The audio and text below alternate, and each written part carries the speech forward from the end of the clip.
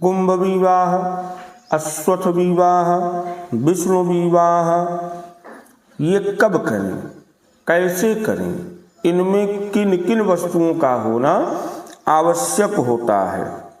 कन्या की कुंडली में लग्न, चतुर्थ, सप्तम, अष्टम, द्वादश किसी भी भाव में मंगल हो तो कन्या मंगली कही जाती है। चमत्कार चिंतामणि में द्वितीय भाव में मंगल का होना भी मंगली परिचायक है। भारतीय ज्योतिष के अनुसार यदि सप्तमेश कोई भी ग्रह अष्टम में है और अष्टमेश कोई भी ग्रह सप्तम में है तो वह कन्या वैधव्य योग वाली कही गई है। इन सभी दोषों के परिहार के लिए धर्मशास्त्रों में कुंभ विवाह का विधान दिया गया है। मुहूर्त चिंतामणि पीयूष धारा के अनुसार कुंभ एक उपलक्षण मात्र है। कुंभ से घट, पीपल, दही मतने की मथानी भी गृहीत है। किसी एक के साथ कन्या का विवाह करने के बाद मनुष्य वर से विवाह करना चाहिए। धर्म सिंधु एवं मुहूर्त चिंतामणि के अनुसार स्वर्णमयी विष्णु प्रतिमा से विवाह करना चाहिए। इस तरह के कई विकल्प प्राप्त होते हैं। शास्त्रों के अनुसार कुंभ विवाह एकांत में पीपल वृक्ष के समीप अथवा किसी मंदिर में जाकर के करना चाहिए। सामान्यतः पीपल वृक्ष के समीप किया जाता है। शास्त्रों के अनुसार कहीं कहीं लोक रीतियों में दो महिलाएं अश्वत्थ वृक्ष के पास, जिसको पीपल का वृक्ष कहा जाता है, वहां ले जाकर के साथ परिक्रमा करा करके सिंदूर लगवा करके इसके बाद उस कन्या का हाथ पैर धुलवा देती हैं। दूसरे दिन फिर वो जो है कुंभ विवाह आदि क्रियाओं को करते हैं। इस विवाह को करने से होता क्या है, लक्ष्मी रूपा सदा कन्या, हरि रूपम सदा जलम, हरेर दत्तंच यद्यानम दातुम पापहरम सदा।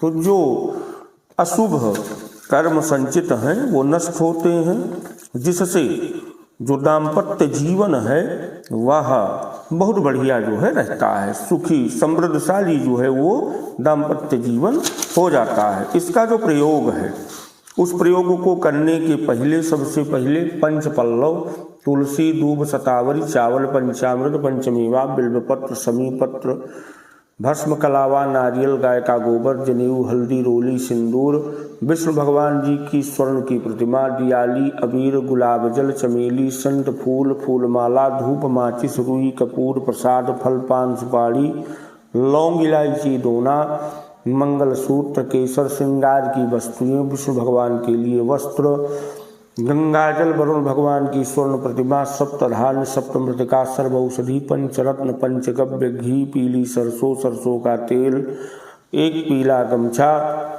ग्रंथि बंधन के लिए पीला वस्त्र, चौकी में बिछाने के लिए लाल वस्त्र, कच्चा सूत, कन्या को पीला वस्त्र, लोटा, थाली, दक्षिणावर्ती शंख और कलश का 2 सेट होना चाहिए। बैठने के लिए आसन आज ये सब पहले से ही व्यवस्थित करके तब इस विवाह को करना चाहिए। विवाह को प्रारंभ करने के पहले जो कन्या के माता पिता हैं वो सुंदर वस्त्रादि से अलंकृत होकर के भगवान जी के सन्मुख बैठे, जिनके अनंतर भगवान गणेश, गौरी, कलश, सूर्यादि नवग्रह, खोटस मातृका और भगवान नारायण का पूजन अर्चन प्रतिष्ठा करके तब इस विवाह के प्रयोग को किया जाता है।